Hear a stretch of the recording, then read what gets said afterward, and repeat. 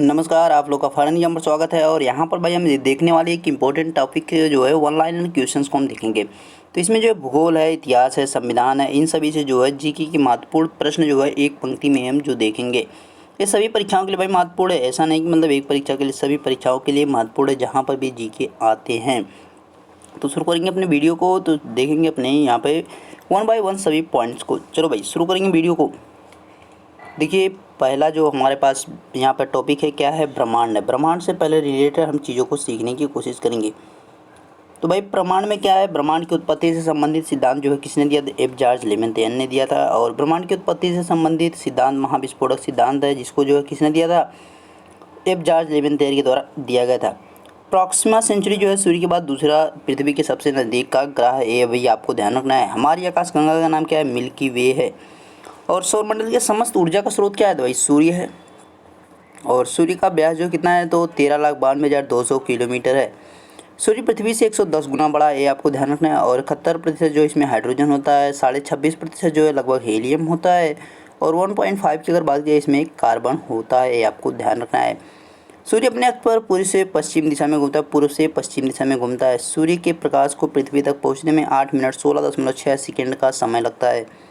सूर्य ग्रहण के समय सूर्य के दिखने वाले भाग को सूर्य मुकुट या कोरोना कहते हैं। सूर्य ग्रहण के समय वायुमंडल में पराबैंगनी गैसों की मात्रा बढ़ जाती है, आपको ध्यान रखना है। आगे देखिए, सूर्य ग्रहण के समय सूर्य और पृथ्वी के मध्य चंद्रमा आ जाता है। और हमारे सौरमंडल में कुल ग्रहों की संख्या कितनी है, 8 है। सौरमंडल का सबसे छोटा ग्रह कौन सा, भाई बुध है। और सबसे बड़ा कौन सा है, बृहस्पति है, आपको ध्यान रखना है। आगे देखिए, सूर्य के सबसे नज़दीक ग्रह बुध है और सूर्य से सबसे दूर भाई कौन सा है, तो वरुण है। दोनों याद रखना है आपको। पार्थिव के आंतरिक ग्रह यानी आंतरिक ग्रह कौन कौन से, तो भाई बुध को कहा जाता है, शुक्र को, और पृथ्वी और मंगल को। बाह्य या जो है बाह्य ग्रह या बाहर के जो ग्रह उनको कौन कौन है, तो बृहस्पति है, शनि, अरुण और वरुण। जो हमारे पास टोटल 8 ग्रह होते हैं, जैसे सूर्य के बाद जो यहाँ पे बुध हो गया, शुक्र हो गया, पृथ्वी हो गया, मंगल हो गया और बृहस्पति हो गया, शनि, अरुण और वरुण। तो यहाँ से बीच से एक लाइनिंग खींच दी जाती है मंगल और बृहस्पति के बीच से, जिसको जो एस्ट्रॉयड भी आप कह सकते हैं। यहाँ पे जो है क्षुद्र ग्रहों की एक पेटिका पाई जाती है, एस्ट्रॉयड्स की जो है एक पेटी पाई जाती है। तो वहीं से जो है इनको जो है बाह्य ग्रह कहा जाता है और इनको जो है इनर ग्रह कहा जाता है। ये आपको ध्यान रखना, यानी ये आउटर प्लैनेट्स हैं, ये इनर प्लैनेट्स हैं, ये आपको ध्यान रखना है, ठीक है। आगे देखिए, आकार की दृष्टि से सबसे बड़ा ग्रह बृहस्पति है तथा सबसे छोटा जो है बुध है, ये भी आपको ध्यान रखना है। और घनत्व के आधार पर सबसे अधिक घनत्व वाला शनि है, सबसे कम जो है शुक्र का घनत्व है।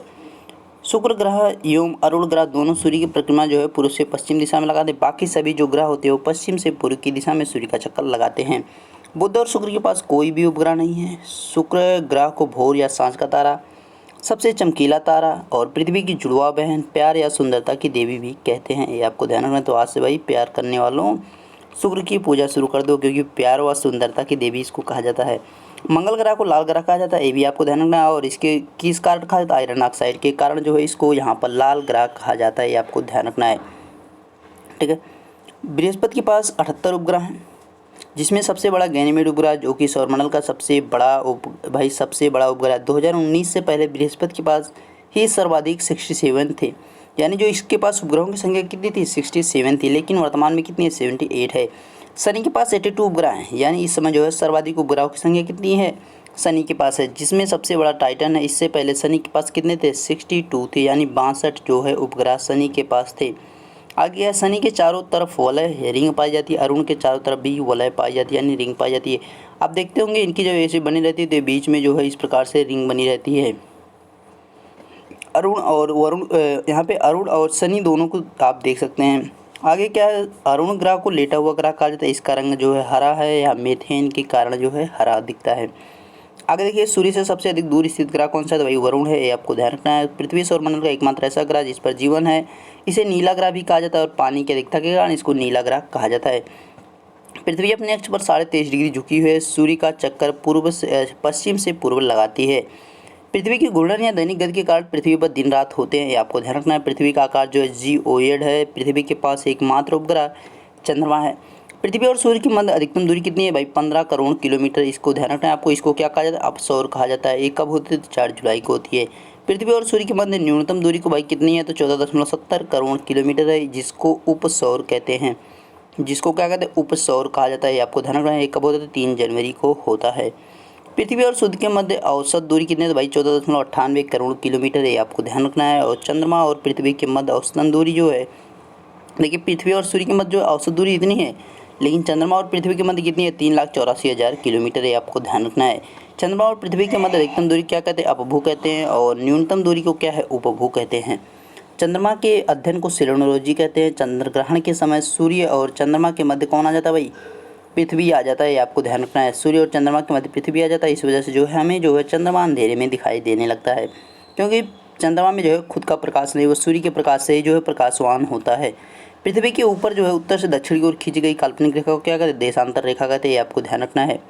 आगे देखिए, पृथ्वी के ऊपर पूर्व से पश्चिम की ओर खींची गई काल्पनिक रेखा को क्या कहते हैं? अक्षांश रेखा कहा जाता है। पृथ्वी के मध्य से गुजरने वाली अंतर्राष्ट्रीय रेखा को क्या कहते हैं? भूमध्य रेखा को, जिसके द्वारा जो है पृथ्वी 2 बराबर भागों में बढ़ती है। भूमध्य रेखा पृथ्वी को 2 बराबर भागों में उत्तरी गोलार्ध और दक्षिणी गोलार्ध में विभाजित करती है। भूमध्य रेखा से 23.5 डिग्री उत्तरी गोलार्ध में कर्क रेखा स्थित है। ये आपको ध्यान रखना है। और 23.5 डिग्री दक्षिणी गोलार्ध में क्या है? मकर रेखा स्थित है। ये आपको ध्यान रखना है। चंद्रमा पर उतरने वाले प्रथम अंतरिक्ष यात्री कौन थे? नील आर्मस्ट्रांग भाई 21 जुलाई को जो है अपोलो यान से गए थे। अपोलो यान 11 से गए थे। अंतरिक्ष में जाने वाले प्रथम व्यक्ति कौन थे? Yuri Gagarin. और अंतरिक्ष में भेजे जाने वाले प्रथम जीव लाइका नामक कुतिया थी भाई। लाइका नामक कुतिया थी। 2 अक्षांश रेखाओं के मध्य अधिकतम दूरी कितनी होती है भाई? 111 किलोमीटर होती है। आपको ध्यान रखना है। और यहाँ पे क्या है? 2 अक्षांश रेखाओं के मध्य, तो देशांतर रेखाओं के मध्य अधिकतम दूरी कितनी होती है भाई? 111.32 किलोमीटर थी। आपको ध्यान रखना है। और एक देशांतर के बीच 4 मिनट का समय का अंतर होता है। आपको ध्यान रखना है। और 180 डिग्री देशांतर को अंतर्राष्ट्रीय तिथि रेखा कहा जाता है। अंतर्राष्ट्रीय तिथि की अंतर्राष्ट्रीय तिथि रेखा जो है उससे जो है पूर्व और पश्चिम में 1 दिन का अंतर पाया जाता है। यानी आपको ध्यान रखना कि अगर आप जो अंतर्राष्ट्रीय तिथि के, मान लीजिए इधर आप पूर्व में हैं, अगर आप इधर पश्चिम में हैं, अगर आप पूर्व से जो है पश्चिम दिशा में चले गए तो भाई आपको 1 दिन को लॉस हो जाएगा। यानी अगर आप यहाँ पे संडे में हैं तो इधर जाएंगे तो आपको क्या मिलेगा? मंडे मिल जाएगा। सॉरी, यहाँ पे सैटरडे मिल जाएगा। 1 दिन का आपको लॉस होगा। लेकिन अगर आप जो है वेस्ट से जो है यानी पश्चिम से जो है पूर्व की तरफ जाएंगे, इधर जब जाएंगे तो आपको 1 दिन का फ़ायदा होगा। 1 दिन का यहाँ पे अंतर पाया जाता है। आगे देखिए, 0 डिग्री देशांतर को अंतर्राष्ट्रीय मानक समय रेखा कहा जाता है, जो ग्रीनविच मीन टाइम के रूप में जाना जाता है, या लंदन के ग्रीनविच वेधशाला से गुजरती है। आपको ध्यान रखना है। कहाँ से अंतर्राष्ट्रीय मानक समय रेखा कहाँ से गुजरती है भाई? लंदन के वेधशाला से गुजरती है, ग्रीनविच वेधशाला से। भारतीय मानक समय रेखा जो है 82.5 डिग्री पूर्वी देशांतर है, जो इलाहाबाद के नैनी व मिर्ज़ापुर से गुजरती है। आपको दोनों में से कोई भी मिल सकता है। भारत की मानक समय रेखा विश्व की मानक समय रेखा से 5 घंटा 30 मिनट आगे। ये भी आपको ध्यान रखना है। विश्व को 24 समय जोनों में विभाजित किया गया है, जिसमें सर्वाधिक 11 समय जोन रूस व 7 समय जोन जो है अमेरिका के पास है। कुल 7 महाद्वीप हैं, 5 महासागर हैं। पृथ्वी पे जो है कुल 7 महाद्वीप और 5 महासागर, ये आपको ध्यान रखना है। आगे देखिए, क्षेत्रफल के आधार पर सबसे बड़ा महाद्वीप कौन सा? भाई एशिया महाद्वीप है। क्षेत्रफल के आधार पर सबसे बड़ा महाद्वीप एशिया महाद्वीप है। उसके बाद उससे छोटा जो अफ्रीका है, उससे छोटा उत्तरी अमेरिका, और उससे छोटा जो दक्षिणी अमेरिका है। आपको ध्यान रखना है। अंटार्कटिका है, ऑस्ट्रेलिया है। सबसे बड़ा एशिया, यहाँ पे सबसे बड़ा एशिया, सबसे छोटा जो ऑस्ट्रेलिया है। आपको ध्यान रखना है। अंटार्कटिका को श्वेत महाद्वीप कहा जाता है, क्योंकि यहाँ पे जो है हमेशा जो है 90 इसका जो वैसे भी 94% जो है भाग जो है ढका हुआ है बर्फ़ से। क्षेत्रफल के आधार पर बड़ा जो है जो महासागर है, बड़ा कौन सा भाई? प्रशांत महासागर सबसे बड़ा, उससे छोटा जो अटलांटिक महासागर, उससे छोटा हिंद महासागर, उससे छोटा जो है दक्षिणी महासागर, सबसे छोटा कौन? आर्कटिक महासागर। सबसे बड़ा भाई प्रशांत महासागर और सबसे छोटा जो है आर्कटिक महासागर, ये आपको ध्यान रखना है। विश्व की सबसे बड़ी जलसंधि कौन सी? बेरिंग जलसंधि है। आपको ध्यान, अलास्का और रूस को अलग करती है तथा बेरिंग और सागर एवं चौकसी सागर को जोड़ती है। विश्व की सबसे चौड़ी जलसंधि कौन है भाई? जिब्राल्टर जलसंधि, ये भी आपको ध्यान रखना है। स्पेन और मोरक्को को ये अलग करती है, जबकि भूमध्य सागर एवं अटलांटिक महासागर को जोड़ती है। इसे भूमध्य सागर का प्रवेश द्वार कहा जाता है, या तो भूमध्य सागर की कुंजी भी आपको कह सकता है। कोई आपको यहाँ पे दिक्कत नहीं होनी चाहिए। पाक जलसंधि भारत और श्रीलंका के मध्य पाई जाती है, यानी भारत और श्रीलंका को अलग करती है। विश्व की सबसे लंबी व बड़ी नदी नील नदी है, विक्टोरिया झील से निकलती है। इसका आपको ध्यान रखना है, ठीक है। इस पर आसवान बांध बनाया गया, इंपॉर्टेंट है आपके लिए। नासिर झील स्थित है। कांगो या जायरे नदी विषुवत रेखा को 2 बार काटती है, जबकि लिम्पोपो नदी मगर रेखा को 2 बार काटती है। आपको ध्यान रखना है। जल प्रवाह के आधार पर दूसरी सबसे बड़ी नदी कौन? अमेजन नदी, जो कि कहाँ पे? ब्राज़ील में है। ये आपको ध्यान रखना, ब्राज़ील में है। मिसिसिपी मिसौरी पंजाब का डेल्टा बनाने वाली एकमात्र नदी है, जो कि अमेरिका में है। आगे देखिए, विश्व का सबसे बड़ा जलप्रपात एंजल जलप्रपात है, जो कि कैरोनी नदी पर स्थित है। तो भाई कहाँ पे? कैरोनी नदी जो है वेनेजुएला में है, ये आपको ध्यान रखना है, ठीक है। विश्व का सबसे ऊंचा जलप्रपात जो है एंजल जलप्रपात है, कैरोनी नदी पर है। विश्व का सबसे ऊंची चोटी जो है कौन सी है, तो एवरेस्ट चोटी है 8,850 मीटर, ये आपको ध्यान रखना है। सबसे गहरा महासागर प्रशांत महासागर, जिसमें मेरियाना गर्त जो है 11,600 मीटर जो है गहराई, ये आपको ध्यान रखना है, ठीक है। 11,006 मीटर गहराई इसकी है मेरियाना गर्त की। आगे देखिए सबसे कम गहरा व उथला महासागर कौन है, तो भाई आर्कटिक महासागर, ये आपको ध्यान। सबसे गहरा जो है प्रशांत महासागर हो गया, सबसे उथला यानी सबसे कम गहरा जो है कौन सा, आर्कटिक महासागर, ये आपको ध्यान रखना है। आगे बात कीजिए भारत का भूगोल, तो भाई भारत का भूगोल अब देखेंगे यहाँ पे भारत का क्षेत्रफल कितना है, 32,87,263 वर्ग किमी है। और यह पूरे विश्व का जो है 2.42% है। भारत में पूरे विश्व की जनसंख्या कितनी है, यहाँ पे 17.17 जो है प्रतिशत यहाँ पर जनसंख्या निवास करती है पूरे विश्व की। क्षेत्रफल के आधार पर भारत जो है विश्व का 7वां बड़ा देश है तथा जनसंख्या के आधार पर दूसरा बड़ा देश है, ये आपको ध्यान रखना है। पहले नंबर पर भाई हमारा जो है रसिया आता है, उसके बाद जो है कनाडा की बात की जाए, यानी क्षेत्रफल के आधार पर जो है सबसे बड़ा जो है रसिया है, उसके बाद कनाडा है, कनाडा के बाद जो है हमारा आता है चाइना, चाइना के बाद जो है अमेरिका आता है, अमेरिका के बाद ब्राज़ील आता है, और ब्राज़ील के बाद ऑस्ट्रेलिया, ऑस्ट्रेलिया के बाद जो है यहाँ पे हमारा नंबर इंडिया का आता है। पहला नंबर रसिया, दूसरे कनाडा, तीसरा चाइना, चौथा अमेरिका, पाँचवा ब्राज़ील, उसके बाद छठा जो है ऑस्ट्रेलिया, और यहाँ पे फाइनली जो हमारा इंडिया कितने नंबर पर, 7वें नंबर पे। जनसंख्या के आधार पर अगर बात की जाए भाई चाइना जो है पहले नंबर पर है और भारत दूसरे नंबर पे। भारत के उत्तर से दक्षिण की लंबाई जो है कितनी है, 3214 किलोमीटर, ये आपको ध्यान रखना है। और जबकि पूर्व से पश्चिम की लंबाई कितनी है भाई, 2933 किलोमीटर है, ये आपको ध्यान रखना है, ठीक है। भारत की कुल स्थलीय सीमा की लंबाई कितनी है, 15,200 किलोमीटर, जबकि भारत के कुल तट रेखा की लंबाई कितनी है, 7516.6 किलोमीटर, ये आपको ध्यान रखना है। आगे देखिए भारत का सबसे दक्षिणतम बिंदु कौन, इंदिरा पॉइंट है अंडमान निकोबार में, ठीक है, जो कि देखिए यहाँ पे 8 डिग्री 4 दिया है, किसका दिया है, एक कन्याकुमारी का दिया है, जबकि अंडमान निकोबार का कितना है, 6 डिग्री 4 मिनट दिया है, अंडमान निकोबार का 6 डिग्री 4 मिनट होगा। जबकि सबसे उत्तरी बिंदु जो है इंदिरा कॉल है, ये आपको ध्यान रखना है, इंदिरा कॉल जो है 3776 है, यानी 37 डिग्री 6 मिनट है। और सबसे पूर्वी बिंदु जो है किबुथु है, किबुथु कितना है, 97 डिग्री 25 यहाँ पे मिनट है। और सबसे पश्चिमी बिंदु गौरमोता है, ये आपको भाई कितना मिल जाएगा, यहाँ पे 687, ठीक है, 84 376 687 भाई 687 97 25, ये आपको ध्यान रखना है, ठीक है। आगे देखिए अच्छा भारत का सबसे दक्षिणी बिंदु जो है स्थली बिंदु, तो भाई स्थली बिंदु जो है कन्याकुमारी है, जो कि इतना है, ये आपको ध्यान रखना है, ठीक है, जो कि कहाँ पे, तमिलनाडु में है। आगे देखिए विश्वत रेखा से भारत का दक्षिणी बिंदु कितना दूर है, भाई विश्वत रेखा जो है भारत का दक्षिणी बिंदु कितना दूर है, तो इसके राइट आंसर की अगर बात की जाए तो क्या है, 876 किलोमीटर है। भारत के मध्य से कर्क अंतर्राष्ट्रीय रेखा गुजरती है, जो कि कितने राज्यों से गुजरती है, 8 राज्यों से गुजरती है, आपको ध्यान रखना है। तो वही राज्य कौन कौन से, गुजरात हो गया, राजस्थान हो गया, मध्य प्रदेश, छत्तीसगढ़, झारखंड, पश्चिम बंगाल, त्रिपुरा और मिजोरम। भारत की तट रेखा पर स्थित कुल 9 राज्य हैं, गुजरात है, महाराष्ट्र है, कर्नाटक, गोवा, केरल, तमिलनाडु, आंध्र प्रदेश, उड़ीसा, पश्चिम बंगाल। तो आपको क्रम और तरीके से सभी याद रहने चाहिए। हिमालय की उत्पत्ति से संबंधित सिद्धांत कौन, भाई आधुनिक प्लेट विवर्तनिकी का सिद्धांत संबंधित है। भारत की सबसे ऊंची चोटी केटू गाडविन ऑस्टिन है और भारत में स्थित, यानी ये जो है भारत का जो है पीओके वाला क्षेत्र उसमें है, लेकिन भारत का जो स्थित जहाँ पे भारत का कब्जा वास्तव में वो कौन सा स्थान है, कंचनजंगा चोटी, जो कि सिक्किम में है। भारत की सबसे ऊंची चोटी, अच्छा दक्षिण भारत की बात की जा रही है, दक्षिण भारत की सबसे ऊंची चोटी कौन सी, भाई अनाईमुड़ी, ये आपको ध्यान, जो कि अन्नामलाई की सबसे ऊंची चोटी है। अरावली पर्वत श्रेणी राजस्थान में पाई जाती है, ये आपको ध्यान रखना है। नागपुर के पठार को भारत का रूर कहा जाता है, ये आपको ध्यान रखना है। और तिब्बत के पठार को विश्व की छत कहा जाता है, तिब्बत के पठार को विश्व की छत कहा जाता है, ये काफ़ी इंपॉर्टेंट है आपकी। विश्व की सबसे बड़ी झील भाई कैस्पियन सागर झील है और सबसे मीठे पानी की झील कौन है, सुपीरियर झील है। तथा जो सबसे खारे पानी की झील लिकवान झील है और विश्व की सबसे ऊंचाई पर स्थित टिटिकाका झील है। विश्व की सबसे गहरी झील भाई कौन है, बैकॉल झील है, आपको ध्यान रखना है। भारत की सबसे बड़ी झील चिल्का झील है, सबसे मीठे पानी की झील उलर झील है और सबसे खारे पानी की झील सांभर झील है, आपको ध्यान रखना है। भारत का सबसे ऊंचा जलप्रपात कौन है, जोग या गारसोपा जलप्रपात, जो कि कहाँ पे, सारावती नदी पे, ये आपको ध्यान रखना है। भारत का सबसे लंबा पुल भाई कौन है, भूपेन हजारिका पुल है। सबसे बड़ा नदी द्वीप माजुली द्वीप है, असम राज्य में ब्रह्मपुत्र नदी में स्थित है, ये आपको ध्यान रखना है, ठीक है। आगे देखिए आगे क्या भाई, भारत में सर्वाधिक वर्षा जो है कहाँ पे होती है, मासिनराम में होती है, आपको ध्यान रखना, मासिनराम में होती है। मासिनराम कहाँ पे पड़ता है, मेघालय में पड़ता है। सबसे कम जो है लद्दाख में पड़ती है, लेह लद्दाख में पड़ती है। भारत की सबसे बड़ी और सबसे लंबी नदी कौन सी, गंगा नदी है। जल प्रवाह के आधार पर दूसरी सबसे बड़ी नदी ब्रह्मपुत्र नदी है। ब्रह्मपुत्र और गंगा नदी को संयुक्त धारक क्या कहते हैं, पद्मा के नाम से जाना जाता है, ये आपको ध्यान रखना है। गंगा नदी बंगाल की खाड़ी में गिरने से पहले मेघना के नाम से जानी जाती है, आपको ध्यान रखना है। गंगा नदी के मुहाने पर सुंदरवन डेल्टा पाया जाता है, जिसमें जो है सदाबहार वन, एवरग्रीन जो है ट्री पाए जाते हैं, एवरग्रीन जो है फॉरेस्ट वहाँ पे पाए जाते हैं। गंगा नदी गंगोत्री से निकलती है और ब्रह्मपुत्र नदी जो है मानसरोवर झील यानी कुमांगडुंग जो है वहाँ पर स्पेसिफिक प्लेस दिया हुआ है। ब्रह्मपुत्र नदी को जो है यहाँ पे जो है तिब्बत में जो है टी सांगपो के नाम से जाना जाता है, टी सांगपो के नाम से जाना जाता है, ये आपको ध्यान रखना है, ठीक है। अरुणाचल प्रदेश में देहांग के नाम से जाना जाता है, ये याद रखना है आपको। और भारत की सबसे बड़ी सहायक नदी कौन है? यमुना नदी है, जो कि यमुनोत्री से निकलती है। नर्मदा और ताप्ती जो है एस्चुरी यानी डेल्टा ना बनाने वाली दो नदियाँ हैं, ये आपको ध्यान रखना है।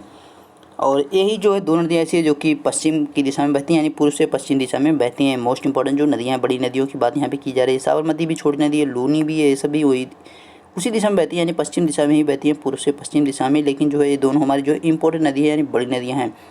गोदावरी नदी को वृद्ध गंगा या दक्षिण गंगा कहा जाता है, ये आपको ध्यान रखना, ठीक है। दक्षिण भारत की सबसे लंबी नदी कावेरी नदी, आपको कहीं कहीं गोदावरी नदी भी मिल जाएगा।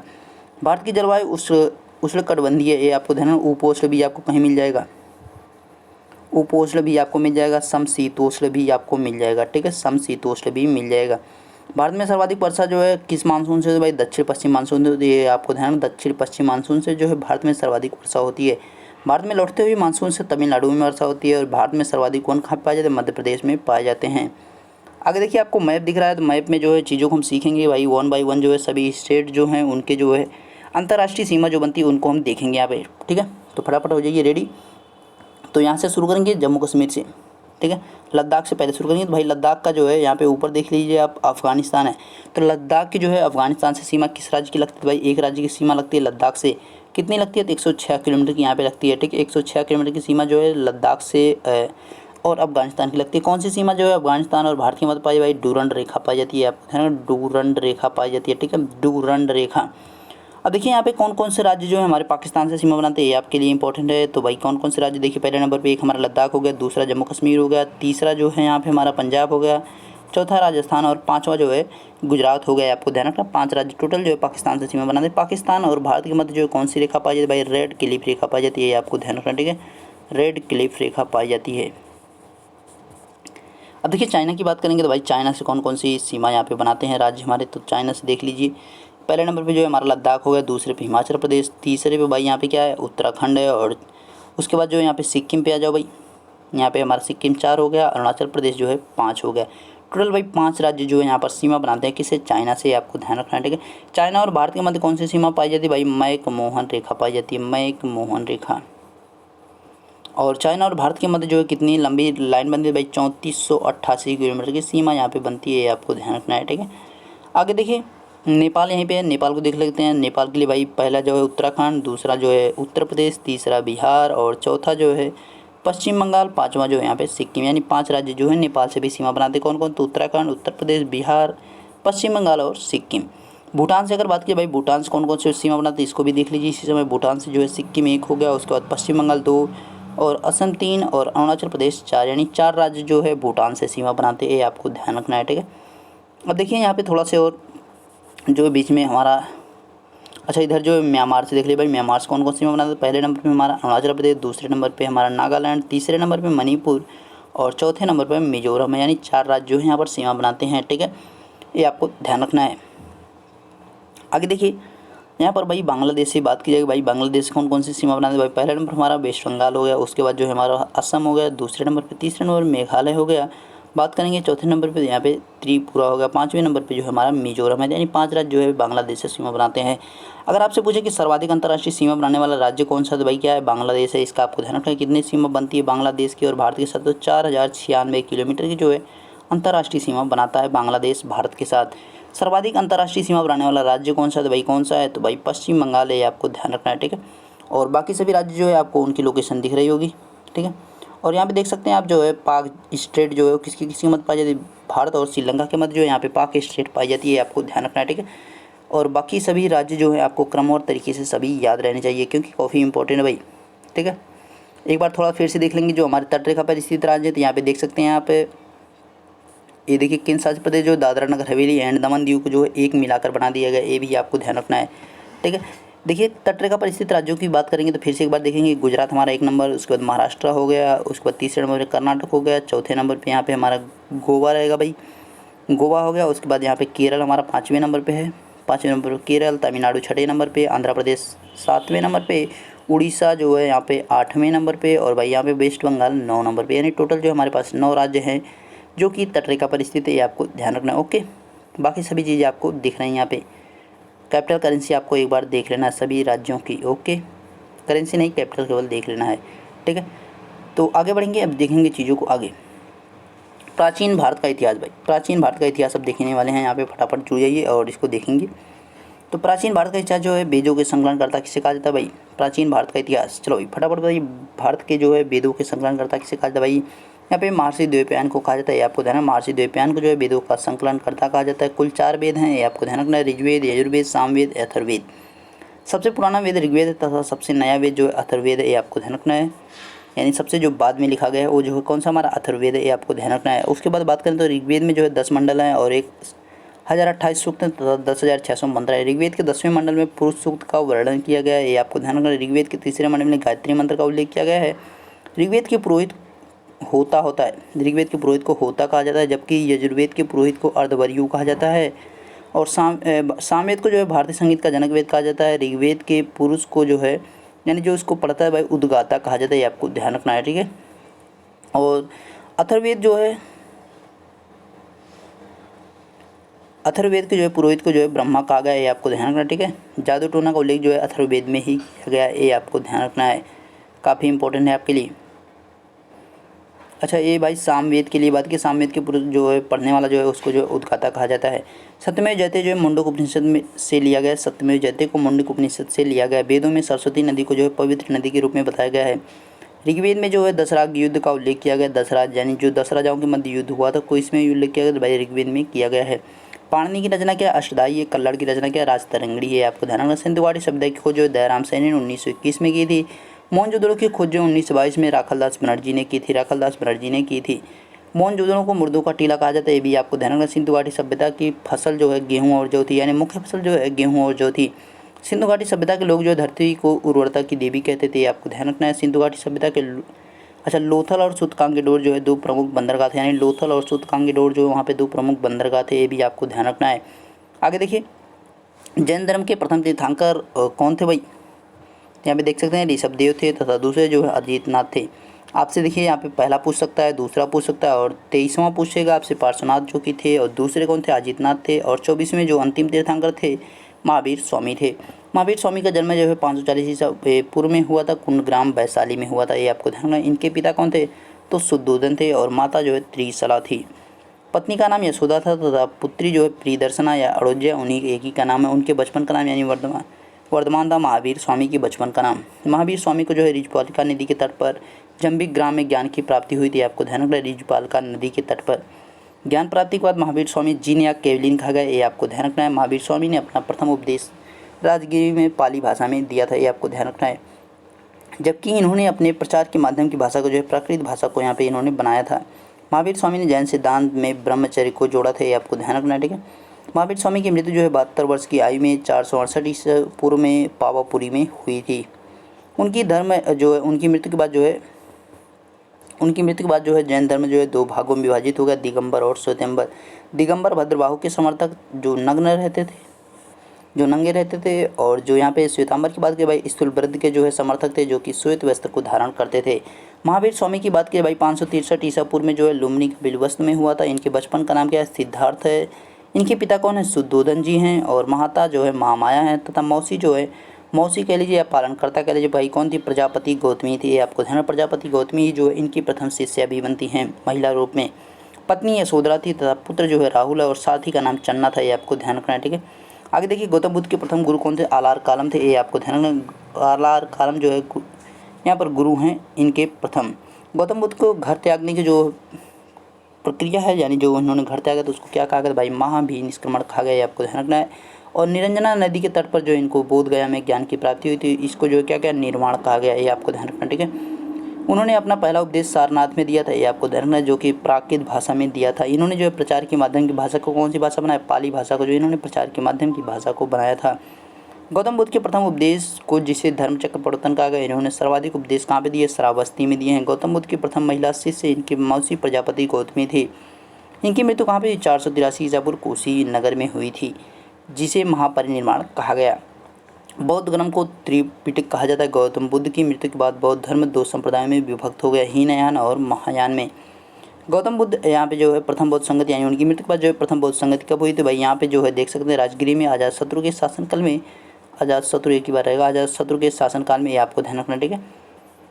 आगे देखिए द्वितीय बौद्ध संगति की बात की जाए यहाँ से 383 ईस्वी पूर्व वैशाली में हुई थी, कालाशोक के शासनकाल में हुई थी। तृतीय बौद्ध संगति की बात करें 255 ईस्वी पूर्व पाटलिपुत्र अशोक के शासनकाल में हुई थी। चतुर्थ बौद्ध संगति की बात करें तो भाई प्रथम शताब्दी या तो 17वीं ईस्वी आप कह लीजिए कुंडलवन कनिष्क के शासनकाल में हुई थी। आजीविक संप्रदाय की स्थापना है मखलीपुत्र गोसल ने की थी, ये भी आपको ध्यान रखना है। आगे आपको है भाई हर्यक वंश का स्थापना जो बिंबिसार ने किया था, जीवक बिंबिसार का राजवैद्य था। उदयन जो है पाटलिपुत्र या पटना की स्थापना की थी। आइए देखिए भाई हर्यक वंश का अंतिम शासक कौन था? हर्यक वंश का अंतिम शासक नागदशक था। शिशुनाग ने जो है नागदशक की हत्या करके क्या किया? शिशुनाग वंश की स्थापना। शिशुनाग वंश का अंतिम शासक कौन था? नंदीवर्धन था, ये आपको ध्यान रखना है। और नंद वंश की स्थापना किसने की थी? महापद्मानंद ने। और नंद वंश का अंतिम शासक कौन था? घनानंद था, ये आपको ध्यान रखना। सिकंदर महान ने जो है 326 ईसा पूर्व में भारत पर आक्रमण किया था। सिकंदर के गुरु कौन थे भाई? अरस्तु थे, आपको ध्यान रखना है। और हाइडेस पे झेलम का युद्ध जो है सिकंदर और पोरस के मध्य लड़ा गया था। सिकंदर की सेना ने ब्यास नदी को पार करने से मना कर दिया था, ये भी आपको ध्यान रखना है। कौन सी नदी को पार करने से मना कर दिया? तो ब्यास नदी को। सिकंदर की मृत्यु कब हुई थी भाई? 323 ईस्वी पूर्व में बेबीलोन में हुई थी।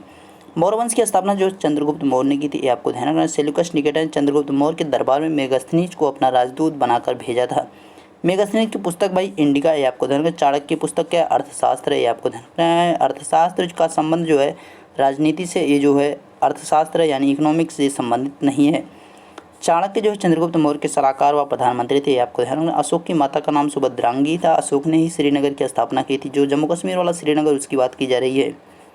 आगे देखिए अशोक के शासनकाल में 261 ईस्वी पूर्व में कलिंग युद्ध हुआ था, एक काफ़ी इंपॉर्टेंट है। युद्ध के बाद अशोक ने युद्ध करना छोड़ दिया, यानी इसमें जो है बहुत ज़्यादा जान माल की हानि, इस वजह जो है वो इससे भयभीत होकर जो है उसे जो है देखकर बहुत अच्छा नहीं लगा, तो इस वजह से जो उसने युद्ध नीति को छोड़ के धर्म नीति को अपना लिया। अशोक ने जो उपगुप्त से बौद्ध धर्म की शिक्षा ली थी, आपको ध्यान, उपगुप्त से जो है धर्म यहाँ पर बौद्ध धर्म की शिक्षा ली गई थी। अशोक ने अपने पुत्र महेंद्र और पुत्री संघमित्रा को जो है धर्म प्रचार के लिए श्रीलंका भेजा था, ये आपको ध्यान रखना है। और 1835 ईस्वी में जो है यहाँ पे जेम्स प्रिंसेप ने अशोक के शिलालेखों को सर्वप्रथम पढ़ने में सफलता प्राप्त की थी, भी आपको ध्यान रखना है। आगे देखिए मौर्य वंश का अंतिम शासक कौन था? मौर्य वंश का भाई अंतिम शासक कौन था? फटाफट बताइए। देख सकते हैं आप, बृहद्रथ था यहाँ पे। कुशल वंश की स्थापना किसने की थी? कुजुल कटफेसस ने की थी, ये आपको ध्यान रखना है। कनिष्क ने 78 ईस्वी में जो है शक संवत को आरंभ किया था, जो कि आज भारत का क्या है? राष्ट्रीय कैलेंडर है। नागार्जुन, अशोघोष, वसुमित्र और चरक सभी जो है कनिष्क के दरबार में रहते थे। चरक जो है चिकित्सा शास्त्र का जनक कहा जाता है, ये भी आपको ध्यान रखना है। गुप्त साम्राज्य को प्राचीन इतिहास का स्वर्ण काल कहा जाता है। इसकी स्थापना जो है श्रीगुप्त ने की थी, जबकि इसका वास्तविक संस्थापक जो है चंद्रगुप्त प्रथम को कहा जाता है। समुद्रगुप्त को भारत का नेपोलियन कहा जाता है, आपको ध्यान रखना है। प्रयाग प्रशस्ति की रचना हर्षियन ने की थी।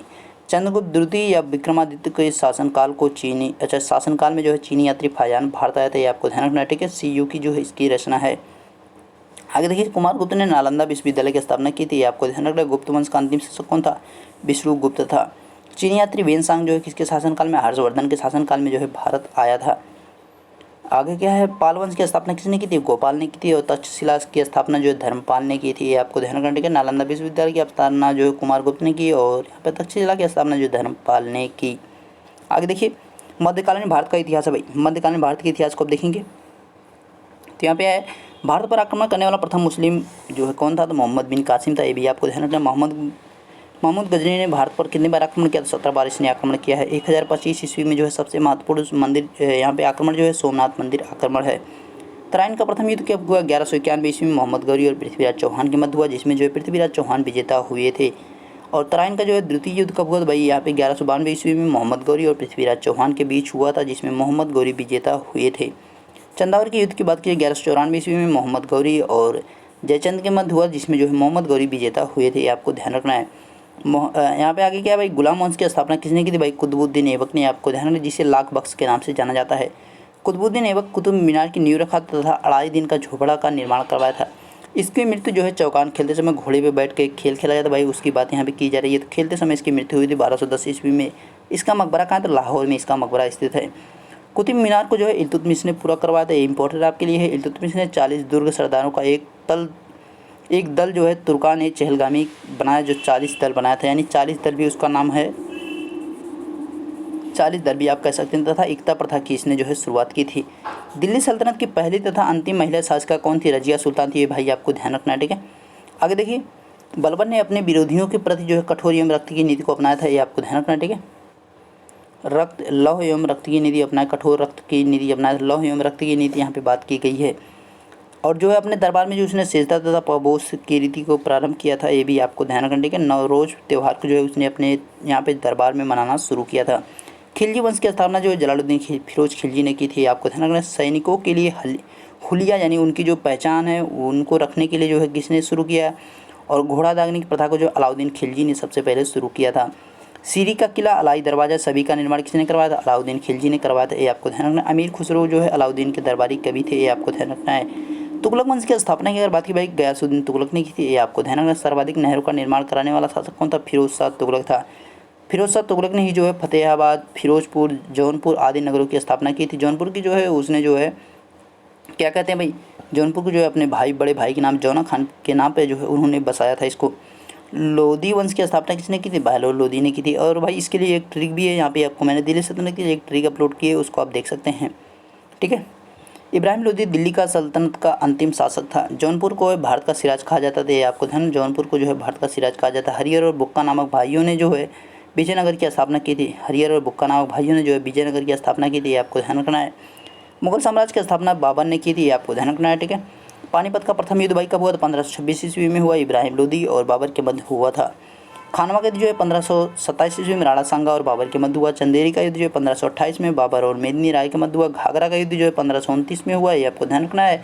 और सभी युद्ध में क्या हुआ भाई, सभी युद्ध में जो है बाबर ही विजेता हुआ था। चारों जो युद्ध लड़े गए यानी 1526, 1527, 1529, 1528, सभी युद्ध में जो है पानीपत का प्रथम युद्ध और खानवा का युद्ध, चंदेरी का युद्ध, घाघरा का युद्ध, सभी युद्ध में जो है बाबर विजेता हुआ था, किसी युद्ध में वो हारा नहीं था। आगे अगले यहाँ पे है पॉइंट देखिए, जो है बाबर की आत्मकथा क्या है, तुजो के बाबरी, ये आपको ध्यान रखना। जो है मकबरा जो है इसका कहाँ पे, काबुल में, ये आपको ध्यान रखना, ठीक है। इसका जो मकबरा है कहाँ पे, काबुल में है। आगे देखिए, चौसा का युद्ध जो है कब हुआ भाई, चौसा का युद्ध जो है 1539 ईस्वी में हुमायूं और शेरशाह सूरी के मध्य हुआ था, ये इंपॉर्टेंट है आपके लिए। कन्नौज तथा पिलग्राम का युद्ध कब हुआ, 1540 ईस्वी में हुमायूं और शेरशाह सूरी के मध्य हुआ था। हुमायूं नामा की रचना गुलबदन बेगम ने की थी और शेरशाह सूरी के बचपन का नाम क्या था, फरीद था, ये आपको ध्यान रखना है। शेरशाह सूरी का मकबरा कहाँ स्थित है भाई, फटाफट भाई, शेरशाह सूरी का मकबरा कहाँ स्थित है, तो भाई शेरशाह सूरी का जो है मकबरा कहाँ स्थित है, तो सासाराम बिहार में है, आपको ध्यान रखना, सासाराम बिहार में। शेरशाह सूरी ने जो है जीटी रोड को बनवाया था, ये भी आपको ध्यान। अकबर की माता का नाम क्या था, हमीदा बानो बेगम था। अकबर का अंगरक्षक कौन था भाई, बैरम खां था, ये आपको ध्यान रखना है। पानीपत का द्वितीय युद्ध कब हुआ, 1556 ईस्वी में हेमू विक्रमादित्य और अकबर के मध्य हुआ था।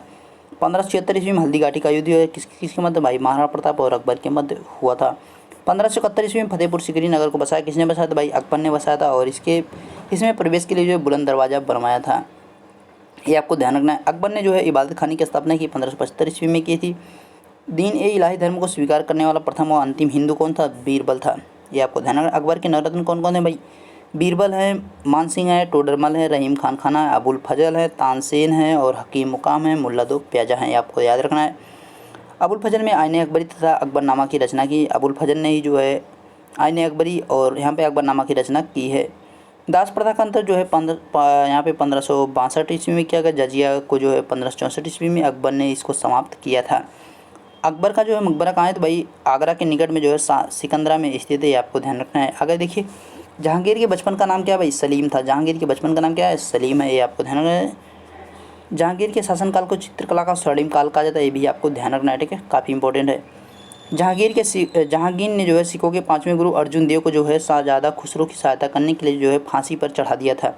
नूरजहाँ की माँ अस्मत मानो बेगम की बात की जाए, अस्मत मानो बेगम ने गुलाब से इत्र निकालने की विधि को खोजा था। जहांगीर अपने राज्य की जनता के लिए न्याय की सोने की जंजीर को लगवाया था, यानी जो है उसको जो है कोई भी जाके बजा सकता। जब भाई किसी को समस्या होती थी उसको जाके बजाएगा, तो राजा के दरबार में 1 घंटा लगा था, उसमें जाके वो जंजीर जो है लड़ती थी। जहांगीर का मकबरा जो है नूरजहाँ ने लाहौर के निकट शाहदरा में बनवाया। शाहदरा यहाँ पर आपको ध्यान रखना है। शाहजहाँ के शासनकाल को स्थापत्य कला का स्वर्णिम काल कहा जाता है, ये आपको ध्यान। आर्किटेक्ट की बात की जा रही है। शाहजहाँ ने लाल किला, ताजमहल, दिल्ली की जामा मस्जिद, बाग, आगरा की मोती मस्जिद आदि का निर्माण करवाए थे, आपको ध्यान रखना, ठीक है। मयूर सिंहासन का भी निर्माण इसी ने ही करवाया था, जिसमें जो है यहाँ पर कोहिनूर हीरा लगा हुआ था। शाहजहाँ का मकबरा भाई आगरा ताजमहल में स्थित है, आपको ध्यान रखना है। औरंगजेब को जो है जिंदा पीर के नाम से जाना जाता है। इसने जो है सिखों के 9वें गुरु तेग बहादुर की हत्या कर दी थी, ये आपको ध्यान। इस्लाम उन्होंने जो है हत्या कर दी थी। उन्होंने जो है इस्लाम को नहीं कबूला केवल बस इसीलिए। इसने जो है मुस्लिमों पर जो है पुनः जजिया कर को लगा दिया था। मोहम्मद रंगीला को जो है मोहम्मद रंगीला को जो है यहाँ पे रंगीला बादशाह कहा गया है, और जहांदर शाह को जो है घृतकार कहा गया है, भरखुशियार को जो लंपट मूर्ख कहा गया है। मुगल वंश का अंतिम शासक कौन था भाई? बहादुर शाह जफर द्वितीय था। ये आपको ध्यान रखना। बहादुर शाह जफर द्वितीय का मकबरा कहाँ था? रंगून में। ये आपको ध्यान रखना है। आगे देखिए भाई, यहाँ पे कुछ चीज़ें, सिख धर्म की स्थापना किसने की थी? तो भाई इसको आप देख सकते हैं, सिख धर्म की स्थापना जो गुरु नानक ने की थी। चौथे गुरु जो है रामदास हैं। ये आपको ध्यान, रामदास ने जो है अमृतसर को बसाया था। अंतिम तथा 10वें गुरु जो है गुरु गोविंद सिंह, जिन्होंने खालसा पंथ की स्थापना की थी। आधुनिक भारत का इतिहास है, इसको आप देख सकते हैं। आधुनिक भारत के इतिहास को हम देखने वाले हैं। केप ऑफ गुड होप की खोज किसने की? भाई यहाँ पे जो है 1488 ईस्वी में जो है किसके द्वारा की गई? बार्थोलोमेव डियास के द्वारा की गई थी। अमेरिका खोज जो है 1494 ईस्वी में कोलंबस के द्वारा की गई थी। और भारत की खोज जो है 1498 ईस्वी में जो है किसके द्वारा की गई? भाई वास्को डी गामा के द्वारा की गई थी। भारत आने वाला प्रथम यूरोपियन यहाँ पे वास्को डी गामा था। ये आपको ध्यान रखना है। वास्को डी गामा की भारत आने में मदद अब्दुल हामिद नामक व्यक्ति ने की थी। और वास्को डी गामा का स्वागत जो है भारत में जमोरिन नामक शासक ने किया था। वास्को डी गामा जो है कालिकर तट पर उतरा था। ये भी आपको ध्यान रखना है। पुर्तगाली ने अपनी पहली व्यापारिक कोठी 1498 कोचीन में खोली थी। डचों ने पहली व्यापारिक कोठी जो मछलीपट्टनम में खोली थी। 1605 में इन्होंने स्थापित किया था। ईस्ट इंडिया की स्थापना जो है 1600 ईस्वी में हुई थी। और आपको ध्यान रखना है कि 1608 ईस्वी में प्रथम अंग्रेज कैप्टन हॉकिंस जो है भारत आया था। किसके? जहांगीर के दरबार में। जहांगीर के दरबार में आपको ध्यान रखना, जहांगीर के दरबार में जो कैप्टन हॉकिंस आया था। अंग्रेजों ने अपनी पहली फैक्ट्री सूरत में खोली थी। आपको ध्यान रखना, सूरत में कब खोली थी? 1608 में खोली थी, सूरत में खोली। तथा दक्षिण पूर्वी तट पर यानी पहली व्यापारिक कोठी कहाँ को भी खोली गई? तो भाई 1611 में खोली गई। ये आपको ध्यान, मछलीपट्टनम में। आगे देखिए, 1757 ईस्वी प्लासी का युद्ध हुआ था। 1787 प्लासी का युद्ध आपको याद रखना। प्लासी का युद्ध कब हुआ था? 1757 में हुआ। और बक्सर का युद्ध कब हुआ था? भाई बक्सर का युद्ध 1764 ईस्वी में हुआ था। बंगाल का प्रथम गवर्नर लॉर्ड क्लाइव था। ये आपको ध्यान रखना है। और 1776 के रेगुलेटिंग एक्ट के तहत बंगाल का प्रथम गवर्नर जनरल कौन बना? वारेन हेस्टिंग को बनाएगा। 1773 के रेगुलेटिंग एक्ट के तहत 1774 में कोलकाता सुप्रीम कोर्ट की स्थापना की गई। ये आपको ध्यान, जिसके प्रथम मुख्य न्यायाधीश कौन थे? एलिजा एम्पे थे। ये आपको ध्यान रखना है। भारतीय सिविल सेवा का जनक किसे कहा जाता है? लॉर्ड कार्नवालिस को कहा जाता है। लॉर्ड वेलेस्ली जो है सहायक संधि को अपनाया था। इसने जो है विलियम फोर्ड कॉलेज की स्थापना की थी। आपको ध्यान, विलियम फोर्ड कॉलेज की बात की जा रही है। भारत का प्रथम गवर्नर जनरल कौन था? लॉर्ड विलियम बेंटिंग को बनाया गया था। इसने जो है राजा राम मोहन राय के साथ मिलकर 1829 में जो है सती प्रथा को समाप्त किया था। भारतीय प्रेस का मुक्तिदाता लॉर्ड जेम्स मेटकॉफ को कहा जाता है। ये आपको ध्यान रखना। डलहौजी का शासन काल उसके व्यक्तिगत सिद्धांत के लिए जाना जाता है। ये आपको ध्यान रखना है। यानी जिसके जो है पुत्र नहीं होते थे उसको जो है बाद में राज्य को हड़प लेता था। दंतक पुत्र नहीं लेने देता, यानी जो है गोद वगैरह लेते थे वो यहाँ पे नहीं लेने देता था। भारत में प्रथम रेलगाड़ी कब चलाई गई? 16 अप्रैल जो 1853 में थाने से मुंबई तक चलाई गई थी। 34 किलोमीटर की डिस्टेंस इसने कवर की थी, थाने से मुंबई तक। लॉर्ड डलहौजी के शासनकाल में चलाई गई थी। डलहौजी के द्वारा सबसे पहले विलय राज्य, यानी सबसे पहले जो है उसके द्वारा मिलाया गया राज्य कौन सा था? भाई सातारा को इसने जो है सबसे पहले अपने राज्य में मिलाया था, अंग्रेजी साम्राज्य में। भारत का अंतिम गवर्नर जनरल कौन? भारत का जो अंतिम गवर्नर लॉर्ड कैनिंग था। और गवर्नर जनरल की बात की जाए, गवर्नर जनरल भारत का प्रथम वायसराय कौन था? भाई लॉर्ड कैनिंग था। ये आपको ध्यान, लॉर्ड कैनिंग जो है भारत का प्रथम वायसराय बनाया गया था। और 1857 की क्रांति के समय भारत का गवर्नर जनरल कौन था? भारत का गवर्नर जनरल कौन था? तो भाई लॉर्ड कैनिंग था। ये आपको ध्यान, गवर्नर जनरल की बात की जा रही है। कृषि विभाग की स्थापना किसने? 1872 में लॉर्ड मेयो के शासनकाल में की गई थी। ये आपको ध्यान रखना, इंपॉर्टेंट है आपके लिए। आगे देखिए, भारत की प्रथम जनगणना जो 1872 ईस्वी में लॉर्ड मेयो के शासनकाल में की गई थी। यानी यहाँ से जो है जनगणना शुरू की गई 1872 में लॉर्ड मेयो के शासनकाल से। लॉर्ड रिपन ने सिविल सेवा में प्रवेश की आयु को जो 19 वर्ष से बढ़ाकर कितनी कर दी? 21 वर्ष कर दिया था। नियमित रूप से 10 वर्ष के अंतराल पे जो है जनगणना कब से शुरू हुई? तो लॉर्ड रिपन के शासनकाल में 1881 से शुरू हुई। यानी तब से जो है 10 वर्ष के अंतराल पे जो है हमारी जनगणना होनी शुरू हुई। स्थानीय स्वशासन की शुरुआत जो है लॉर्ड रिपन ने की थी। ये भी आपको ध्यान रखना है। ब्रह्म समाज व आत्मीय सभा की स्थापना जो है राजा राम मोहन राय ने 1828 में की थी। और आर्य समाज की अगर बात की जाए भाई, आर्य समाज की स्थापना जो है स्वामी दयानंद सरस्वती ने की थी। ये आपको ध्यान रखना। रामकृष्ण मिशन की स्थापना जो है स्वामी विवेकानंद ने की थी। और प्रार्थना समाज की स्थापना जो आत्मीरंग पांडुरंगा व महादेव गोविंद रानाडे ने की थी। भारतीय राष्ट्रीय कांग्रेस की स्थापना जो 1885 में बम्बई में ए.ओ. ह्यूम ने की थी। एलन ऑक्टेवियन ह्यूम की बात की जा रही है। पूरा नाम उनका एलन ऑक्टेवियन ह्यूम है। भारतीय राष्ट्रीय कांग्रेस के प्रथम अध्यक्ष कौन थे? भाई बिमोश चंद्र बनर्जी को बनाया गया था। भारतीय राष्ट्रीय कांग्रेस के प्रथम मुस्लिम अध्यक्ष कौन बने थे? बदरुद्दीन तैयब जी। भारतीय राष्ट्रीय कांग्रेस के प्रथम अध्यक्ष अंग्रेज अध्यक्ष कौन बने थे? जॉर्ज यूले को बनाया गया था। भारतीय राष्ट्रीय कांग्रेस के अध्यक्ष बनने वाली प्रथम महिला कौन थी? एनी बेसेंट थी। और भारतीय महिला जो यानी भारत की जो प्रथम महिला थी वो कौन थी, तो भाई यहाँ पे सरोजिनी नायडू थी, ये आपको ध्यान रखना है। भारतीय राष्ट्रीय कांग्रेस की गांधी जी बेलगांव अधिवेशन के अध्यक्ष बने थे, एकमात्र बेलगांव अधिवेशन के अध्यक्ष जो है गांधी जी बने थे 1924 में। अगर देखिए लॉर्ड कर्जन के द्वारा 20 जुलाई 1905 को बंगाल विभाजन की घोषणा की गई थी, यानी ये 20 जुलाई 1905 को जो घोषणा कर दी गई, जो कि अस्तित्व में कब आया, 16 अक्टूबर 1905 को जो है यहाँ पे अस्तित्व में आया था। आगे देखिए 1906 ईस्वी को कोलकाता अधिवेशन में दादा भाई नौरोजी की अध्यक्षता में कांग्रेस ने स्वराज की मांग की थी, यानी स्वराज की जो है मांग कब की गई थी भाई, यहाँ पे कलकत्ता अधिवेशन 1906 में की गई थी। 1906 में सलीमुल्लाह खां और आगा खां के द्वारा जो ढाका में मुस्लिम लीग की स्थापना की गई थी। भारतीय राष्ट्रीय कांग्रेस का विभाजन 1907 सूरत अधिवेशन में जो है हुआ, किसमें हुआ, तो गरम दल और नरम दल में जो है विभाजित हो गया कांग्रेस। राजधानी परिवर्तन की घोषणा जो 1911 में की गई थी, ये आपको ध्यान रखना कब हुई, तो भाई 1 अप्रैल 1912 को जो है कोलकाता से राजधानी को उठा के कहाँ पे कर दिया गया, दिल्ली में कर दिया गया। लखनऊ अधिवेशन 1916 में जो है मुस्लिम लीग और कांग्रेस के मध्य जो है समझौता हुआ था। भारत में सबसे पहले होम रूल लीग की स्थापना की गई 18 अप्रैल 1916 में बाल गंगाधर तिलक ने की थी, आपको ध्यान रखना, ठीक है। गांधी जी का भारत में पहला सत्याग्रह आंदोलन चंपारण सत्याग्रह आंदोलन ये आपको ध्यान, जो कि 1917 में हुआ था, यानी किया गया था। और यहाँ पर जो है उन्होंने उनसे जो है राजकुमार की मुलाकात हुई थी लखनऊ अधिवेशन में, तब जो है यहाँ पर गांधी जी गए थे, उन्हीं के साथ जो है नील विद्रोह, इसको आपको जो है चंपारण विद्रोह की जगह पे नील विद्रोह भी आपसे मिल सकता है, नील विद्रोह ये भी आपको ध्यान रखना, ठीक है, नील विद्रोह भी कह सकता है। चंपारण सत्याग्रह के बाद रविन्द्रनाथ टैगोर की बात की है, रविन्द्रनाथ टैगोर ने जो है महात्मा की उपाधि दी थी। महात्मा गांधी जो है तब से कहा जाने लगा इन्हें। 20 अगस्त 1917 को जो अगस्त घोषणा की थी, ये आपको ध्यान रखना है। 1918 में किसान खेड़ा सत्याग्रह आंदोलन हुआ था। रोलेट एक्ट जो है 6 अप्रैल 1919 में भारत आया था। रोलेट एक्ट जो है 6 अप्रैल 1919 में भारत आया था, ये आपको ध्यान रखना है। 13 अप्रैल 1919 को जो है जलियांवाला बाग हत्याकांड हुआ था, इसी जो है रोलेट एक्ट के विरुद्ध प्रदर्शन में किया जा रहा था। इस घटना के बाद जो है रविन्द्रनाथ टैगोर ने नाइटहुड की उपाधि और यहाँ पर महात्मा गांधी ने केसर हिंद की उपाधि, नाइटहुड की बात की जा रही है, नाइटहुड, ठीक है। जलियांवाला बाग हत्याकांड की जांच के लिए हंटर समिति की स्थापना की गई थी, हंटर समिति की स्थापना की गई थी। खिलाफत आंदोलन जो है 1920 में हुआ था और असहयोग आंदोलन जो है 1 अगस्त 1920 को प्रारंभ हुआ था, ये आपको ध्यान रखना है, ठीक है। आगे देखिए 5 फरवरी 1922 को जो है चौरी चौरा घटना हुई थी, ये आपको ध्यान रखना, कहाँ पे हुई थी, गोरखपुर में हुई थी, उत्तर प्रदेश के गोरखपुर में हुई थी चौरी चौरा घटना, जो 5 फरवरी 1922 को हुई थी। 8 नवंबर 1927 को साइमन कमीशन गठित किया गया, या 3 फरवरी 1928 को जो है भारत पहुँचा था। बारदौली सत्याग्रह के बाद बारदौली की महिलाओं ने जो है सरदार वल्लभ भाई पटेल को जो है लौह पुरुष की उपाधि दी थी, ये आपको ध्यान रखना। लाहौर अधिवेशन 1929 में जो है कांग्रेस के द्वारा पूर्ण स्वराज का लक्ष्य निर्धारित किया गया था, ये आपको ध्यान रखना। पूर्ण स्वराज का लक्ष्य निर्धारित कब किया गया था, लाहौर अधिवेशन 1929 में। 12 मार्च 1930 को जो गांधी जी ने साबरमती आश्रम से जो 78 अनुयायियों के साथ जो है दांडी यात्रा प्रारंभ किए थे और 6 अप्रैल 1930 को जो नमक कानून तोड़कर उन्होंने जो है सविनय अवज्ञा आंदोलन की शुरुआत की थी, आपको ध्यान रखना है। प्रथम गोलमेज सम्मेलन कब हुआ, 12 नवंबर 1930 से जो है 13 जनवरी 1932 तक चला था। दूसरा गोलमेज सम्मेलन जो है 7 सितंबर से 1 दिसंबर 1931 तक चला था, जबकि तीसरा व अंतिम गोलमेज सम्मेलन जो है कब हुआ था भाई, 17 नवंबर 1932 से 24 दिसंबर 1932 तक चला था। सभी गोलमेज सम्मेलन लंदन में हुए थे, आपको ध्यान रखना है, ठीक है। और वहाँ पे जो इनके प्रधानमंत्री थे, यहाँ पे मैकडोनाल्ड उनके जो है प्रधानमंत्री थे, मैकडोनाल्ड।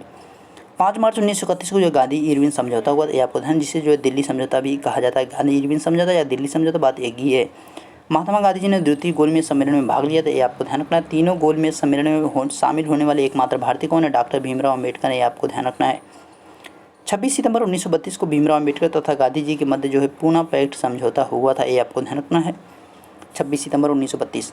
काकोरी कांड का बोल भाई 9 अगस्त 1925 को जो है काकोरी कांड हुआ था। आगे देखिए 23 मार्च 1932 में 23 मार्च 1932 को जो है सुखदेव और भगत सिंह राजगुरु को लाहौर जेल में फांसी को दिया गया था। आगे देखिए क्या है, अगस्त प्रस्ताव भाई 8 अगस्त जो है 1940 को जो है वायसराय लॉर्ड लिटिगो के द्वारा घोषित किया गया था, ये आपको ध्यान रखना। अभी जो है अगस्त घोषणा आपने देखी थी, अब जो है अगस्त प्रस्ताव आपके सामने है।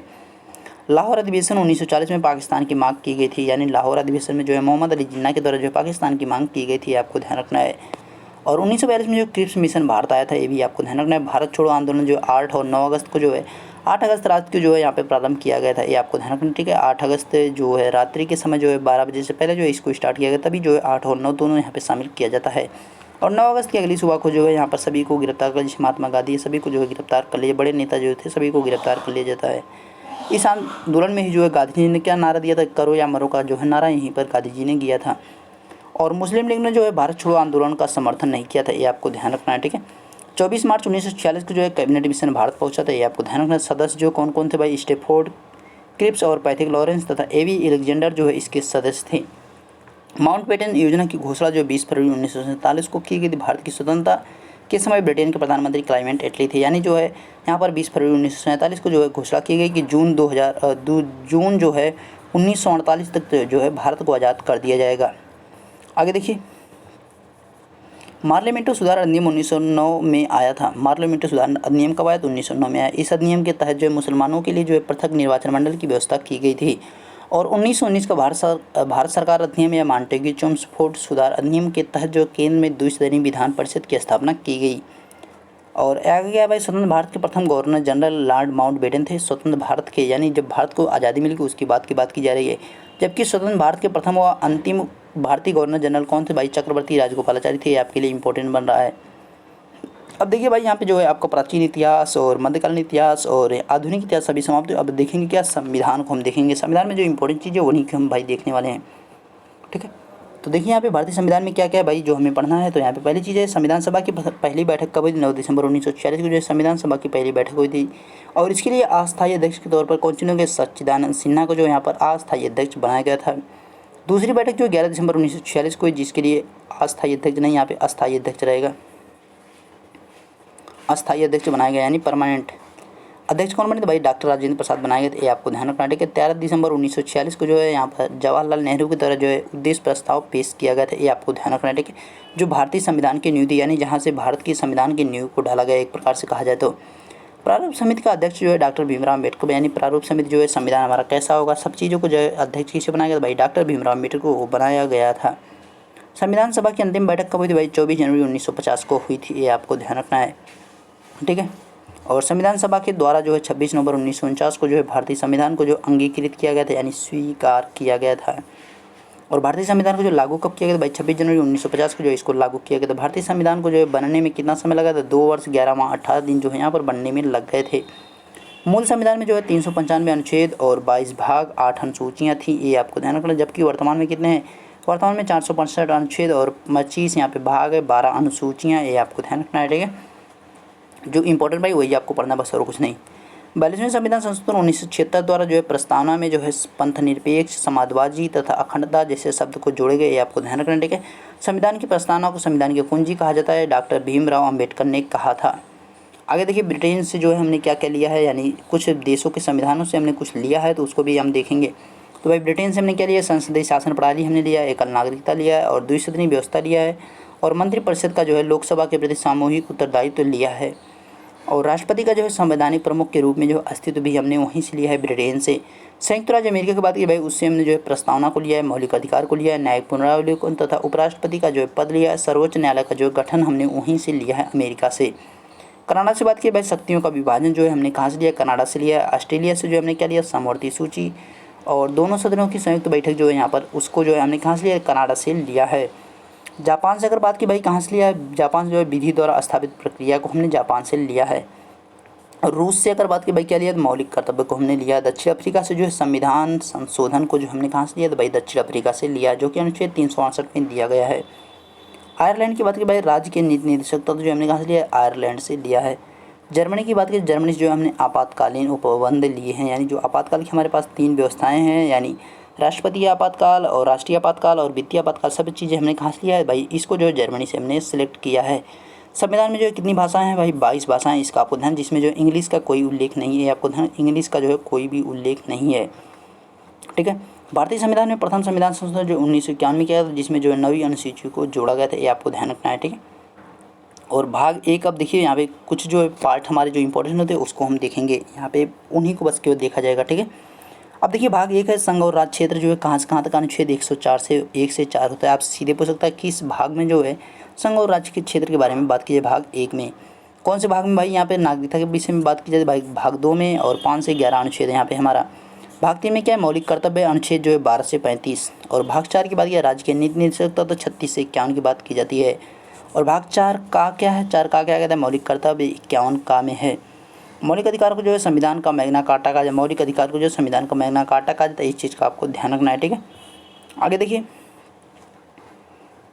आगे क्या है संविधान में, अच्छा वर्तमान में संविधान के कुल कितने मौलिक अधिकार हैं, तो भाई यहाँ पे 6 हैं। यहाँ पे ए आपको ध्यान रखना है। इससे पहले जो है 7 हुआ करते थे मौलिक। अगर हमारे मूल संविधान की बात करें उसमें जो है 7 मौलिक अधिकार थे। संपत्ति का अधिकार जो है उसको हटा दिया गया है, ठीक है। समता का अधिकार जो है, अब देखेंगे जो है हमारे जो कुछ मौलिक अधिकार है उसके अंतर्गत जो है समता का अधिकार पहले अनुच्छेद जो है 14 से 18। तो भाई कुछ जो इंपॉर्टेंट है जो आपसे एग्जाम में पूछे जाते हैं उसको देखेंगे जरूर हम। अनुच्छेद 14 क्या कहता है भाई, सभी नागरिकों को जो है विधि के समक्ष जो है समान अधिकार दिया गया, यानी कानून के समक्ष जो है समान अधिकार दिया गया है। अनुच्छेद 15 किसी भी नागरिक के साथ राज्य धर्म जाति लिंग नस्ल या जन्म स्थान के आधार पर कोई भेदभाव नहीं किया जाएगा। अनुच्छेद 16 क्या कहता है, किसी भी पद की नियुक्ति के लिए उपलब्ध समान अवसर, यानी सभी को जो है समान अवसर प्रदान किया जाएगा। अनुच्छेद 17 जो अस्पृश्यता का अंत, जो छुआछूत की बात की जाती है इसकी बात यहाँ पे की गई है। और यहाँ पे अनुच्छेद 18 जो उपाधियों का अंत कर दिया गया है, यानी आप जो है किसी अगर विदेश से जो है कोई भी उपाधि लेते हैं तो उसका जो है अंत कर दिया जाएगा जब तक राष्ट्रपति की अनुमति नहीं होगी। और देखिए उसके बाद जो है यहाँ पे दूसरा हमारा क्या है, स्वतंत्रता का अधिकार आपको है, ये आपका मौलिक अधिकार है भाई। अनुच्छेद 19 जो वाक की स्वतंत्रता, यानी बोलने की जो स्वतंत्रता। और अनुच्छेद 19 का में क्या कहा गया, प्रेस की स्वतंत्रता, जो माइक लेके टहलते रहते हैं प्रेस वाले उनकी बात यहाँ पे की जा रही है।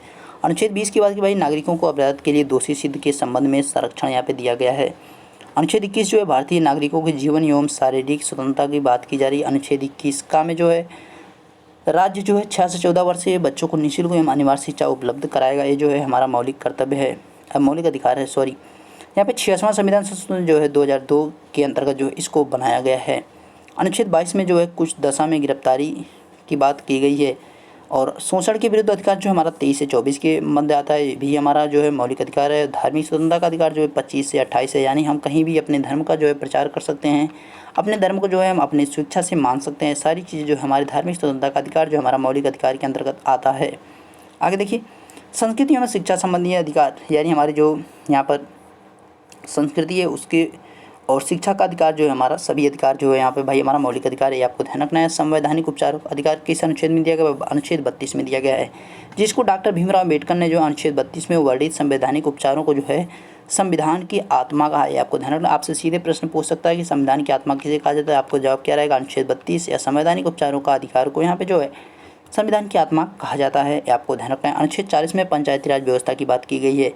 अनुच्छेद 48 में जो है कृषि व पशुपालन की बात की गई, ये भी आपको ध्यान रखना है। राष्ट्रपति जो है भारतीय संविधान के अनुच्छेद 52 में जो है राष्ट्रपति पद का प्रावधान किया गया, ये आपको ध्यान रखना है, ठीक है। भारत का प्रथम नागरिक कहलाता है राष्ट्रपति, भारत का प्रथम नागरिक कहलाता है, ये आपको ध्यान रखना है। वर्तमान में कौन, रामनाथ कोविंद जी हैं, ये आपको ध्यान रखना है। और प्रथम जो बनाया गया भाई कौन, डॉक्टर राजेंद्र प्रसाद जी, 26 जनवरी 1950 को बनाया गया। 26 जनवरी 1950 को जो प्रथम राष्ट्रपति जो है बनाए गए थे डॉक्टर राजेंद्र प्रसाद जी। मोहम्मद हिदायतुल्लाह जो है राष्ट्रपति पद की शपथ लेने वाले एकमात्र सर्वोच्च न्यायालय के मुख्य न्यायाधीश थे। उस समय जो है उपराष्ट्रपति ना तो थे, इस वजह से जो है इनको लेना पड़ा था, ठीक है। निर्विरोध राष्ट्रपति बनने वाले एकमात्र राष्ट्रपति कौन थे, नीलम संजीव रेड्डी, यानी इनके विपक्ष में जो है कोई खड़ा ही नहीं हुआ था। वीटो पावर का प्रयोग करने वाले एकमात्र राष्ट्रपति कौन, ज्ञानी जैल सिंह है, ये आपको ध्यान रखना है। अनुच्छेद 72 के तहत राष्ट्रपति किसी को भी किसी सजा के लिए समाधान दे सकते हैं, ये आपको ध्यान रखना है, ठीक है। अनुच्छेद 72 में कहा गया है। राष्ट्रपति की नियुक्ति कौन करता भाई, यानी राष्ट्रपति को नियुक्ति नहीं सॉरी यहाँ पे शपथ की बात की जाए, राष्ट्रपति को शपथ कौन दिलाता है भाई, यहाँ पे कौन दिलाता है, सर्वोच्च न्यायालय का मुख्य न्यायाधीश दिलाता है, ये आपको ध्यान रखना है, ठीक है। शपथ यहाँ पे केवल दिलाने की बात की जाएगी। राष्ट्रपति पद रिक्त होने पर नया चुनाव 6 महीने के भीतर हो जाना चाहिए। यदि राष्ट्रपति जो है अनुपस्थित होता है तो उसकी जगह पर उपराष्ट्रपति कार्य करेगा। अगर उपराष्ट्रपति भी अनुपस्थित है भाई, उपराष्ट्रपति भी अनुपस्थित होता है तो सर्वोच्च न्यायालय का मुख्य न्यायाधीश उपराष्ट्रपति यहाँ पे राष्ट्रपति का कार्य करेगा, ये आपको ध्यान रखना है। यही जो है यहाँ पर हुआ था जो हिदायतुल्लाह की बात की जा रही है। आगे देखिए भारतीय संविधान में जो अनुच्छेद 74 में मंत्रिपरिषद के विषय में कहा गया है, जो मंत्रिपरिषद यानी जो हमारे प्रधानमंत्री मोदी जी हैं उनकी बात यहाँ पे की जा रही है। ये है यहाँ पे मंत्रिपरिषद। भारतीय संविधान के अनुच्छेद 79 में जो संसद का जो है उल्लेख किया गया, ये आपको ध्यान रखना है, ठीक है। जिसके 3 अंग है, कौन कौन, राष्ट्रपति हैं, राज्यसभा और लोकसभा है। राज्यसभा का उल्लेख जो संविधान में अनुच्छेद 80 में किया गया है, ये आपको ध्यान रखना है। और सदस्यों की अधिकतम संख्या कितनी हो सकती है भाई, 250 हो सकती है। वर्तमान में कितनी है, 245 है। सर्वाधिक राज्यसभा सदस्यों वाला जो है राज्य कौन सा, उत्तर प्रदेश है, ये आपको ध्यान रखना है। राज्यसभा में जो 12 सदस्यों का मनोनयन कर जाता है, राष्ट्रपति कर सकता है, ये आपको ध्यान रखना है, ठीक है। राज्यसभा का गठन जो 6 वर्ष के लिए किया जाता है, एक अस्थायी सदन है, इसका जो है कभी भंग नहीं किया जा सकता, ये भी आपको ध्यान रखना है। और उच्च सदन भी इसको कहा जाता है, उच्च सदन जिसका कभी भी गठन नहीं होता, अच्छा जिसका कभी विघटन की बात की जाए, विघटन नहीं होता है। यहाँ पे विघटन की बात की जा रही है जिसका कभी विघटन नहीं। प्रत्येक 2 वर्ष के बाद जो इसके 1/3 सदस्य जो है अवकाश ग्रहण करते तथा उनके स्थान पर जो है नए सदस्य स्थान लेते हैं। यानी राज्यसभा का कभी विघटन नहीं होता, यानी ये अस्थायी सदन है। लोकसभा की बात की भाई, लोकसभा का उल्लेख जो है अनुच्छेद 81 में किया गया है, आपको ध्यान रखना, जो कि लोकप्रिय सदन अस्थायी सदन है। अस्थायी सदन है, ठीक है, टाइपिंग में गड़बड़ी हुई, अस्थायी सदन है। अस्थायी सदन जो है कौन है, तो भाई लोकसभा, ये आपको ध्यान रखना है, ठीक है। अस्थायी सदन जो है राज्यसभा। यहाँ पे निम्न सदन भी इसको कहा जाता है। अधिकतम लोक सदस्यों की अच्छा लोकसभा सदस्यों की संख्या कितनी हो सकती है, 552 हो सकती है, ये आपको ध्यान रखना है। और जबकि वर्तमान में कितनी है भाई, 545 है, आपको ध्यान रखना है। सर्वाधिक लोकसभा सीटों वाला राज्य कौन है, उत्तर प्रदेश है। 80 लोकसभा सीटें जो है उत्तर प्रदेश में है, ये आपको ध्यान रखना है, काफ़ी इंपॉर्टेंट है आपके लिए। दोनों सदनों की संयुक्त बैठक जो है राष्ट्रपति करता है, आपको ध्यान रखना है। इसकी अध्यक्षता जो है कौन करेगा, जब दोनों सदनों की बात की जाए तो भाई कौन इसकी अध्यक्षता करता है, लोकसभा अध्यक्ष करता है, ये आपको ध्यान रखना है। अनुच्छेद 108 के तहत जो है यहाँ पर राष्ट्रपति जो है इसको बुलाता है, यानी बैठक को जो है संयुक्त बैठक को बुला सकता है राष्ट्रपति, अनुच्छेद 108 के तहत, ये आपको ध्यान रखना है, ठीक है। अच्छा, थोड़ा चीज़ें और देख लेंगे, जैसे कि हमारे उत्तर प्रदेश में जो है विधानसभा सीटों की अगर बात की भाई, विधानसभा सीटें उत्तर प्रदेश में कितनी है और विधान परिषद की सीटें कितनी हैं, विधान परिषद की सीटें कितनी हैं, तो विधानसभा की जो है कितनी सीटें हैं, 403 + 1 हैं। और यहाँ पे जो है विधानसभा की सीटों की बात की जाए 100 + 1 है, ये आपको ध्यान रखना। ये जो एक क्या है, ये भाई यहाँ पे राज्यपाल के द्वारा मनोनीत किए जाने वाले सदस्य हैं। अच्छा, एक चीज़ और कि भाई लोकसभा में जो कितने सदस्यों का जो है यहाँ पर राष्ट्रपति जो है मनोनीत करता है, भाई 2 सदस्यों का मनोनयन कर सकता है राष्ट्रपति, 2 सदस्यों का मनोनयन कर सकता है राज्य, यहाँ पे लोकसभा में राष्ट्रपति, ये आपको ध्यान रखना है, ठीक है। आगे देखिए, भारतीय संविधान में बजट का उल्लेख जो है कि संविधान में किया, अच्छा अनुच्छेद में किया भाई 112 अनुच्छेद में किया गया, ये आपको ध्यान रखना है, ठीक है। 112वें अनुच्छेद में जो है यहाँ पर किया गया है बजट का उल्लेख, जो कि वार्षिक वित्तीय विवरण, वहाँ पे जो है बजट शब्द का प्रयोग ना करके उसके स्थान पर जो है दूसरा शब्द प्रयोग किया गया, वार्षिक वित्तीय विवरण। और अनुच्छेद 110 में जो धन विधेयक के बारे में कहा गया है, धन विधेयक को जो है निर्धारित कौन करता है कि धन विधेयक है या नहीं, इसका निर्धारण कौन करता है, लोकसभा अध्यक्ष ही करता है, ये आपको बताया गया है। देखिए नीचे भी दिया गया, निर्णय जो लोकसभा अध्यक्ष करता है। वर्तमान में लोकसभा अध्यक्ष कौन भाई, ओम बिरला जी हैं, ये आपको ध्यान रखना है, ओम बिरला जी हैं। और भारत के प्रथम लोकसभा अध्यक्ष भाई गणेश वासुदेव मावलकर थे, ये आपको ध्यान रखना है, थे। और वर्तमान अनुच्छेद 324 में जो सर्वोच्च न्यायालय के विषय में कहा गया है, ये आपको ध्यान रखना है। अनुच्छेद 343 में जो है राजभाषा का उल्लेख किया गया है। हमारी जो है राष्ट्रभाषा कोई नहीं है, राजभाषा है, कौन सी है, हिंदी है, राजभाषा है। अनुच्छेद 352 में राष्ट्रीय आपातकाल जो है, अनुच्छेद 355 में जो है राष्ट्रपति शासन की बात की जाए, अनुच्छेद 360 में जो है वित्तीय आपातकाल की बात की गई। सभी तो लगाया गया, लेकिन वित्तीय आपातकाल जो अभी भारत में कभी नहीं लगा, ये आपको ध्यान रखना है, ठीक है। अनुच्छेद 368 में जो संविधान संशोधन के विषय में उल्लेख किया गया है, आपका जो है यहाँ पे सभी चीज़ें जो है कंप्लीट हो गई, ठीक है। जो इंपॉर्टेंट चीज़ें तो भाई वो हो गई हैं कंप्लीट आपके संविधान, और जो यहाँ पे भूगोल और इतिहास सभी चीज़ें जो हैं तीनों विषय से जो है कंप्लीट हो चुकी हैं, ओके। तो आपका वीडियो भी इसी के साथ कंप्लीट हो गया भाई। चैनल पे नए हो चैनल को जरूर सब्सक्राइब करें, बेल आइकन को प्रेस करें ताकि आपके पास लेटेस्ट वीडियो पहुँच सकें, ओके। मिलते हैं नेक्स्ट वीडियो में, तब तक देखते रहिए फाइनली जंपित आशीष सर, थैंक यू।